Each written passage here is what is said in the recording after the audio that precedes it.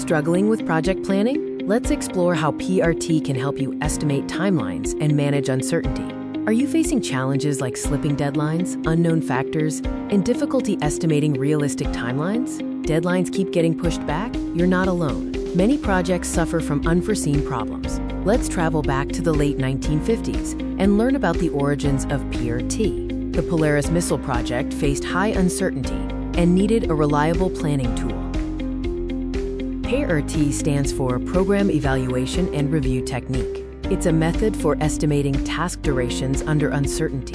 PERT uses 3 time estimates: optimistic, most likely, and pessimistic. This helps determine the most likely duration and range. To calculate the expected time, we use the optimistic, most likely, and pessimistic estimates in a specific formula. The expected time, T formula is T equals O plus 4 asterisk M plus P slash 6. Let's look at an example.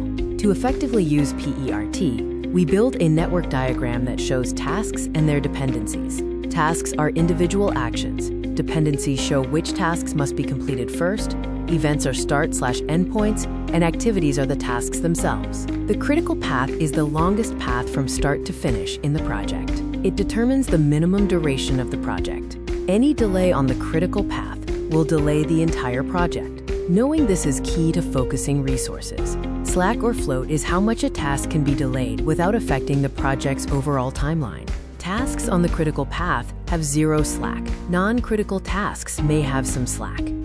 Using PERT leads to better estimation of timelines, identification of critical tasks, and effective resource management. PERT also improves project visualization and communication within the team. Let's walk through a mini case to see PERT in action. We'll look at launching a new online course. We'll estimate optimistic, most likely, and pessimistic times for tasks like creating a syllabus and recording videos. We will calculate the expected time, TE, for each task and identify the critical path. By calculating TE and analyzing paths, we'll determine the critical path and total project duration. Now it's your turn to apply PERT. Choose a small project and identify 3 to 5 main tasks. Estimate optimistic, most likely, and pessimistic times for each task, and try calculating the expected time. How does PERT change your perspective on project timelines? Where do you see the most uncertainty? Let's discuss how PERT can be used for better communication and also acknowledge its limitations. Let's recap the key ideas of PERT: dealing with uncertainty, using 3 time estimates, and identifying the critical path. PERT improves planning, control, and communication within project teams. Choose one task from your current project, estimate its O, M, and P times, and calculate T. Share your experience in the comments. Like, share, and apply PERT to make your planning more effective.